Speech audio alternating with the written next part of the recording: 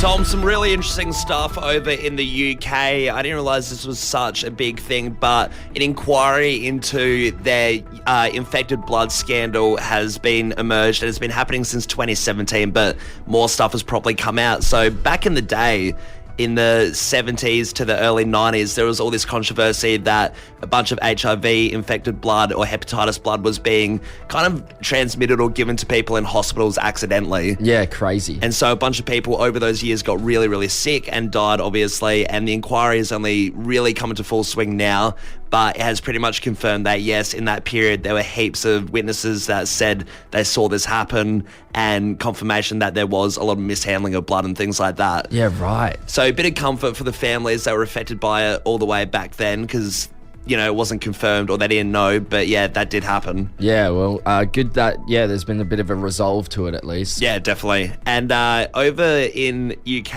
as well, WikiLeaks, Julian Assange, back on the scene again. I saw this. Yeah, I saw this morning scrolling the news. What's actually happened here? He's released or he's been extradited? Well, I feel like he always comes into the news. He always pops up since I've been a kid. It's funny, I actually watched the South Park episode of Julian Assange last night. Right, yeah. Yeah, it's like, hey, relevant. It's like a premonition or something. But pretty much, if he gets extradited to the US, he's got 18 criminal charges he has to face, and pretty much, I guess you could say, he's screwed. Yeah. It would just be a really bad thing for him to go over there for his own, himself. But he is looking like he's going to be extradited to go to the US, but he can appeal it. So now he can argue that and say, no, I don't want to do that, and it can be approved, right? But once again, pretty it's just clearly he's going to probably say, I don't want to do obviously, that. But once again, it's just swings and roundabouts for this guy. Who knows? I mean, he's probably going to appeal it. Maybe it'll go through, maybe it won't, but I'm sure we'll see him again. Yeah, well, I guess we'll stay tuned on that. Yeah, and a doctor has come out, Tom, to say a really good method to falling asleep, so no more counting sheep. He says it's called counting cards, and pretty much you think of one word, say apple, and then think of another word that has nothing to do with an apple, and then another word that has nothing to do with that, and it's meant to dissociate your brain a little bit and help you fall asleep. Yeah, this actually popped up on my Instagram a couple days ago, and I watched this, and then I thought, I'll try it, because I get some pretty bad insomnia at times. Didn't work. I think it would stimulate my mind more. It would feel like I'm playing a game in my head. It really was. I was up for hours doing that. It backfired. Just keep pretending to be asleep and eventually you fall asleep. That's what seems to work for me. Yeah, a bit of yoga. Meditation. Whale sounds. I don't know. Anything better. Yeah, don't do this shuffling cards. This doctor's a crook. Tom, I'm sure a lot of people have seen this. It's caused a bit of stir on the internet. There's a lot of people looking at it, but it's the top 10 list of the most attractive men in the UK. Yeah, so it's strictly British people on this list. It was a full proper survey and everything. Well, what's interesting about this is that there are a lot of things like this that pop up on the internet, and it's obviously, an attention grab. It might be a bit fake just to stir the pot a little bit. But this has actually been done with a survey in the UK with questions about, charisma, looks, just overall attractiveness of this men. Yeah, it actually happens every year. It's an annual poll. It's done by Illicit Encounters, which is like a dating site for extramarital affairs. Yeah. But this poll, they went and asked 2,000 women to rate 50 celebrities, sort of rating them from a 1 to 10. In terms of sexiness. Yep. So the survey results have come out, and some people are, not so surprising, and some people are quite surprising. So let's go through a few of them. Yeah, absolutely. I mean, the first one I want to talk about is the 6th spot in this top 10. Sure. Idris Elba. Yeah, coming in number 6. That is that's higher than I would have thought. Really, I reckon he's a good-looking dude. Yeah, exactly. Okay, I see what you mean. High, lower, higher. I think he would have been closer to number 1. Yeah. Big figure in the UK as well. Yeah, and absolutely. then if you go number 5, you have Cillian Murphy. Yeah. So, obviously understandable. Peaky Blinders, good jawline. Dude is conventionally attractive, I guess. Not surprised that he's in the top 5. Sure. And then you got number 4, Gareth Southgate. Now, I had a look at Gareth Southgate. Who is Gareth Southgate? Okay, so he is the current manager for the English national men's team. Right, okay. In soccer. I wouldn't think he would be number 4. Yeah, okay. So pretty. I wouldn't even think top 10, but right. Okay. Hey, each to their own. And the survey doesn't lie. Number 3, you got Prince William. Number 2, this one's a classic, Tom Holland. Yeah. Now he is one of the babes of Hollywood at the moment. Sure. Tom Holland. You know, he plays Spider-Man. He's just in everything at the moment. People love Tom Holland, so not surprising he's number 2. But you start to think, geez, if Tom Holland's number 2 and Idris Elba's up there at 6 and Cillian Murphy, you know, who could number 1 be? I'm thinking someone like David Beckham or something like that. Even your Daniel Craig over there is, you know, a bit of an older dude. Daniel but Radcliffe. He's, you know, highly respected, considered very attractive. But no, number 1 comes in a little bit surprising, Tom. It's a little bit different. And this is why it's caused such a stir on the internet. And can I add, this number 1, this is a back-to-back win for this person. They won last year as well. Did he win last year? They won last year as well. All right, let's get into it. It's Jeremy Clarkson. It's almost frightening. Jeremy Clarkson from Top Gear. And what an unfortunate scenario, you know, a double-edged sword of, yes, you get voted as the most attractive dude in England, but then you have all these other articles on top of that saying what the hell is going on. Yeah, you know? I mean, he's 64 now. I don't know. He's tall, I guess. I don't totally see it. I mean, like, apparently in the survey they did question about, you know, charisma and, you know, how they go about themselves and stuff like that. So it could be a little bit of that taken into account. But then again, I was reading an article of someone talking about this, and they were saying, because, you know, in England it's all such close proximity, you're bound to bump into a few celebrities here and there. This one person had 3 encounters where he was not terrible, but just kind of a jerk, waving his wine glass around, wanting refills, clicking his fingers at waitresses and stuff like that. So I don't know, he seems like a bit of a jerk. I don't know how he really got to the top of the list. It's surprising. I mean, it's surprising that he won. It's baffling that he's won it 2 years in a row now. This guy's living, though. Yeah, who cares what you look like? If you're number 1 on the list, like, that's all that matters. He is crowned the UK's sexiest man alive for 2024. I don't believe it, but you know what? Everyone's got their own thing going, right? Oh, exactly right. Each to their own. And that's why we want to open up the phone lines. Who's your weird celebrity crush? Not the classic ones. Who's someone that you kind of crush on? Is it someone like a Maggie Beer? Maggie Beer. Are you telling me something secretly? You've got a big crush on Maggie Beer? I love Maggie Beer. She's a lovely lady. Oh, absolutely. I crush on Maggie Beer hard. South Australian pillar right there of cooking. I mean, I think looking at your parents' crushes as well are so funny too. Because I feel like they're in the demographic where they're going for the older people and stuff. I remember back in the day, I reckon my mum used to crush on the Commando from Biggest Loser a fair bit. Yeah, right. That's a throwback. The black tank top, camo pants. Plenty of people getting involved at the moment. We're going to jump over to Fulham Gardens. We got Gemma on the line. Gemma, good morning. How are you? Good morning. Now, Gemma, who's your celebrity crush? So my celebrity crush is Tom Jones. Tom Jones. What's up, pussycat? Gemma, did you get to see Tom Jones in a concert when he was here in Adelaide recently? No, I've never seen him live. Yeah, and Gemma, do you have a particular sort of time where you like Tom Jones the most, a style that he had, or? I think he even looks good now.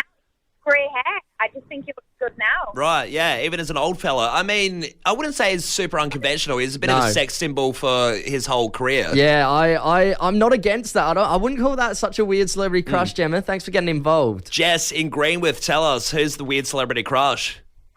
Good morning, guys. This G'day. isn't for me. Okay. It's actually my mother. She is obsessed with Gordon Ramsay. Okay, Gordon. All right. Again, Yeah. I kind of see it. I'm a big fan of Gordon Ramsay. Who? He's got biceps. The bloke works Oh, out. well, he's a bit of a psycho. How much of in a crush is she in a bond with Gordon Ramsay? Is she watching his shows regularly? Does she turn off Jamie Oliver? Yeah. Does she get blushy when she's watching Kitchen Nightmares? All right. Let's be honest, it's gone that bad that she has all these books splayed in the kitchen and my kids will go around there and turn them face down. Well, they're sick of it too. Yeah, my kids are absolutely disgusted. Oh, good on you, Jess. Thanks for stitching up your mum this morning. We got Rachel over in Brompton. Rachel, good morning. Who's your celebrity crush? Good morning. I don't think my celebrity crush is a weird one, though. It's Mark Boris. Yeah, The okay. Apprentice. Yeah, exactly. So it's been almost 20 years that I've had a crush on him. 20 years. That's a long haul to have a crush on someone. I mean, he is a bit of a silver fox. He's looking good. He's got the money behind him. Is there anything else that you like about him, Rachel? Oh, I think it's just that stare that he's got and that, the silver fox look and, I don't know, the power maybe in The Apprentice. Rachel, whenever you're watching The Apprentice and he gives a stare, do you ever just sort of pause the TV and just think you're in the same room together? Look, I need to make sure my kids aren't in the room. Don't want them walking in on you kissing the TV. Good on you, Rach. Hey, let's wrap things up here. Kira in Windsor Gardens, good morning. Have you got a weird celebrity crush? I don't think it's weird, but others do. All right, who is it? It's Rick from Porn Stars. Rick from Porn Stars. Stars. Right, okay. So Rick's the bold fella, isn't he, with the goatee going? Yeah, he's the middle-aged one. So he's his son there and his dad there. So what, I don't know, what attracts you to Rick? Is it because he's like a big cuddly bear, or is it the goatee? He's a little bit. He's got a really good laugh, and he's got like a cute smile. And look, my husband's name's Rick as well. Right, okay. And I don't know if it's that name as well that kind of gets me going, but my husband just looks at me and he's like, I just don't understand. And I'm like, I don't know. So Kira, does your husband approve of this crush of Rick from Porn Stars? Of course he does. Yeah. We were in Vegas last year, and I was like, oh, did you visit? Wait, did you meet him? No. I was going to say, Kira loves a man who's into his antiques. Hey, Kira, we've got some good news for you. We've got a family pass to the new Eve movie with Ryan Reynolds. It's coming your way to Palace Nova Cinemas. Oh my God, I've literally just dropped the kids off at school. They saw an advert on a bus at Eve, and they just went, oh, I can't wait till I come down. I'm like, you can wait for Netflix. Awesome. Cheers, Kira. Good on you, Kira. You'll be mum of the year when you pick them up from school today. Callum, scrolling through the depths of Instagram last night, I came across this video. It's kind of like a challenge. There's a bit of a meditation aspect to it. And I sent it to you saying, we should try this tomorrow. And you said, absolutely. You haven't actually tried it yet. No, so I thought I'd hold off. I do love these internet challenges, but I thought, let's save it for the radio show. I'll do it on the spot, on the mic, right here, right now. So I tried it last night just to make sure it wasn't a complete farce. And no, it is not. This is, it is pretty tough. Some of these internet challenges turn out to be absolute hoaxes. Like, if you click your fingers this way, do this, you won't be able to turn left. Yeah. And then you do it and you're like, well, obviously that was to waste my time. Yeah. And I look like an idiot. So this one is real. It is a proper challenge, and it does sound a little weird. Yeah, so I'm going to talk you through it, and feel free to play along if you're at work or in the car right now. Feel free to play along and do it yourself. But we're going to get the meditation music on for this one. What I'm going to get you to do first is breathe out, and I mean completely breathe out. Empty your lungs so there's no air left. All the way. Give me a thumbs up when all that air is out of you. All right. Now scream as loud as you can. What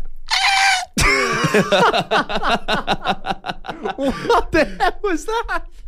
Why was it so high-pitched? Oh, that's weird, isn't Yeah. it? That's bizarre. Why? I don't know. It's because, it feels like it closes up your throat a little bit or something. Yeah. All right. I can give it a go if you want. All right. Let out the air. Yeah. Now scream. Someone in the hospice is on their last breath. We've got them here in the corner of the room. I would love to see how many people listening have tried it. Around Adelaide, all these people going... Yeah, it's either that or the high pitch. There's a few weird sounds going around Adelaide. Tom, the NS-25 is go for launch. It is a space shuttle that's it went into space on Sunday, actually. Yeah. And it's a huge space project going up there, one of its kind, a feat for technology and space travel. But this one is particularly interesting because there's an aspect about it that when you look at the crew members, one of them is a little bit older. Right. And it's a bloke by the name of... where have we got him? Wow. I don't know his name, actually, but so it's this guy. Actually, I'll get the name really quickly, hang on, because it is important. His name is, Ed Dwight. There we go, Ed Dwight. Sorry, mate. But he's gone up to space in the crew, and it's really important because he is 90 years old. 90? And pretty much he got selected to go into space back in 1961. JFK picked him to go to space. Right. And then it just never eventuated. He just never got to go up there, got put on hold. And it's only now that he's one of the first dudes to go up there. Right, so he's been fully qualified and everything. He went through all the training. Yeah. He did the spinny thing. Yep. So back in the day, did everything. I guess they just didn't really have a project for him at the time. And now, all these years later, they're like, "Hey, mate, good to go. Your bones might be a little bit brittle, but..." I was going to say, surely at 90 years old, like, the G's that you would experience going up into space... Surely it's hellish. I mean... It would have to be unsafe, right? Would it be? Yeah, I just feel like on a 90-year-old, like, it would be way tougher to take that kind of force. It's a bit like the idea, like, on a major level of saying, I did a uni degree when I was 22 or something, and then you never worked in that industry, you never worked in pharmacy or something, you got a degree in that, and then you're 90 years old and you're like, no, I reckon I can still do it. Yeah. I reckon I still know the gist, and you just haven't looked into it for years. Who knows if he's actually qualified to go up. So is he actually going to go, or has he just been selected? He's up there now. He's in space. He's already there. Yeah, Eddie's up there right now. So it was on Sunday they all went up. Yeah, right. Okay. So hope he's doing all right. Look, we want to open up the text line here. What are you still working on, Adelaide? Because, this is a project that he, I guess, was sitting on / working on for a long, long time, only to go up right now, all these years later. I can't believe he literally got picked by JFK. That's how long ago it was. So what are you still working on? Are you still at uni? Have you not finished it? Renovation at home, something like that. Yeah, absolutely. I mean, maybe you just picked up a bit of a fixer-upper car you wanted to build, and it's taken longer than expected. Yeah. Got this text here. Growing up and behaving. I'm 50 soon. Yeah. Cool. It's a classic one. I think there'll be a lot of people agreeing with that. This one here came to Adelaide for a holiday back in 2014, living it up in this beautiful state. Haven't wanted to go back to England since. There you go. Love those texts, the England bashing texts. It's nice, isn't it, when someone wants to stay in Australia?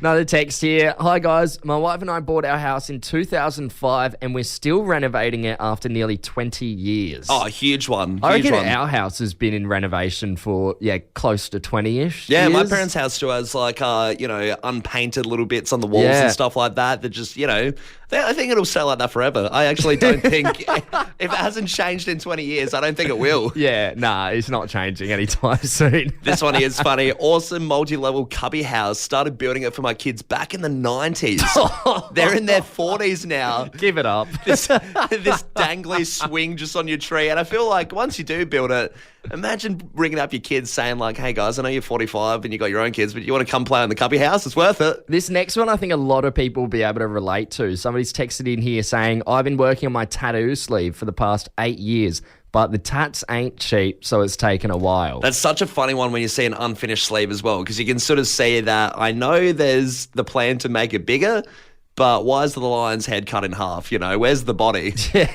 Surely finish it off soon. Hey, we've got Cara from Glenelg North on the line. Cara, good morning. How you going?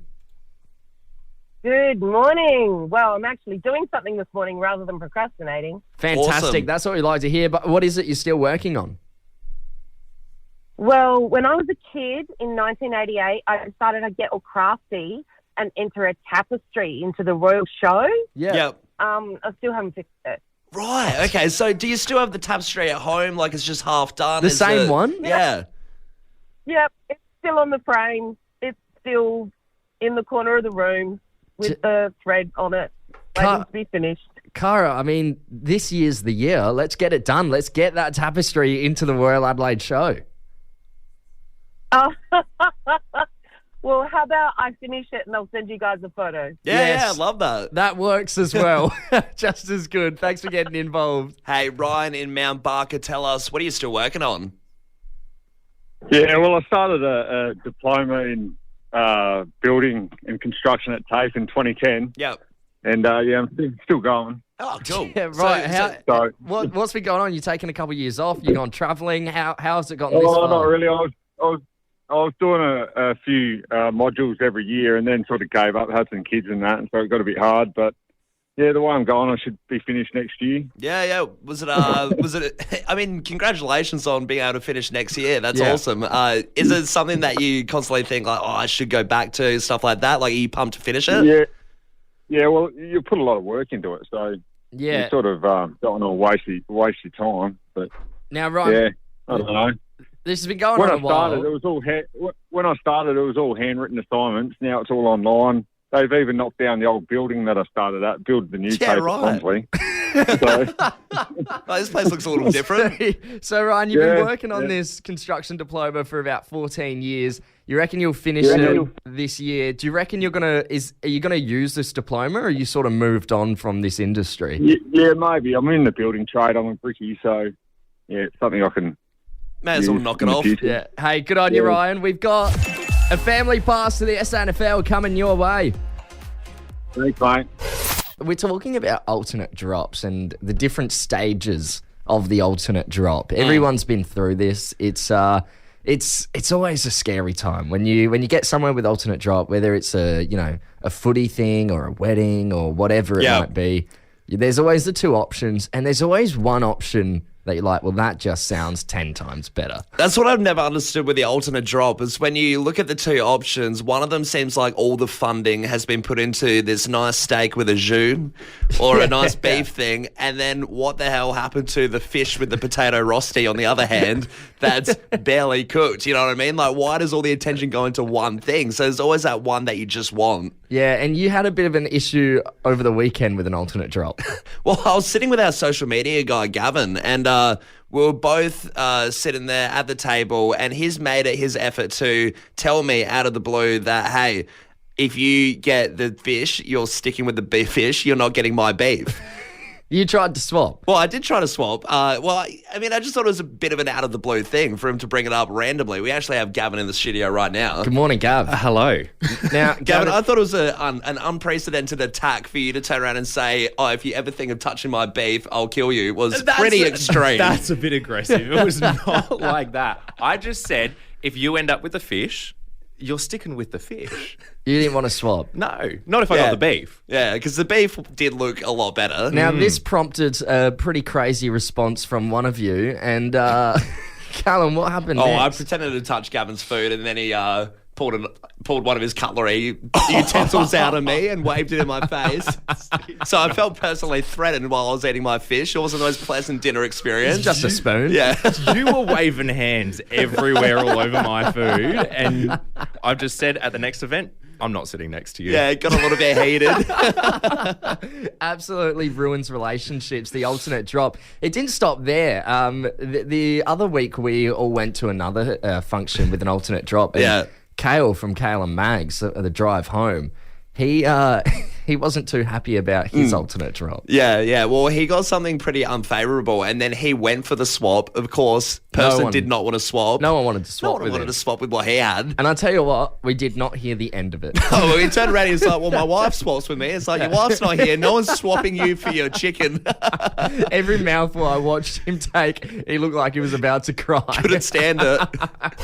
Hey, Callum, Baby Reindeer is one of the hottest shows at the moment. You know, it's still third on Netflix's top 10 trending. It was number one for weeks and weeks. If you don't know the show, I highly recommend you watch it. There's a bit of a trigger warning for it, though, because it's based on a true story. It's to do with comedian Richard Gadd. He wrote and starred in it, and it's about his life as a struggling comedian, and he gains a stalker. And after the popularity of the show, people were kind of going a bit nuts trying to find the real-life Martha, who is the stalker in the show. And she recently came into the limelight a couple of weeks ago. Her name is Fiona Harvey in real life. She went onto the Piers Morgan show, and there was a lot of things that she was saying on there which turned out to be untrue. I think she is like a compulsive liar and stuff. So obviously she doesn't want this public perception of her as this stalker that is perceived in the show. Yeah, definitely. She's done, I guess she has done the ringer, hasn't she, with going on Piers Morgan, doing all these things in the spotlight. It is interesting that she did probably have the option to lay low, but instead she's gone out on these big public mediums and TV and exposed her face even more. So probably on her fault, that one. I guess she's like kind of seeing the opportunity here of this 15 minutes of fame that she's getting. And I guess you could say she's being a little entrepreneurial, because guess what business she's getting into now 1 week after being on Piers Morgan? God, I don't know. I don't know, some advertisement, whatever, I don't know. Club appearances. She's not doing nightclubs. Who would want to go to it? Who would want it? And what nightclub would want to have a known stalker at the venue? It doesn't make sense, does it? Would that not deter customers from wanting to come and have a drink if they're like, this crazy person is going to be there? Well, this nightclub in Coventry, England is called Casbah. It signed her on to take selfies and do autographs with her, and it received so much backlash of people just being like, what the hell, why are you doing this? This is a charged criminal. Yeah. And we're almost glorifying it. Oh, big time. It is one of those ones, when you become one of those people that's doing club appearances, it's really the bottom end, isn't it? Yeah. I mean, that's your last legs, right? She hasn't even started her career as a celebrity. This is the first thing she's doing. So she's really milking her, hey? Oh, absolutely. So after all this negative perception, days had gone by, and it was leading up to the night she was meant to do the club appearance at Casbah, and they had to cancel it. And they said, unfortunately, the promoter of this Saturday's meet and greet with Fiona Harvey was deemed the event unsafe and cancelled the appearance due to the negative publicity. Yeah, really? So he didn't show up? No kidding, mate. It's like, look, we're going to have to get someone else. He's the new Jack the Ripper. He's pretty good. Let's get him in.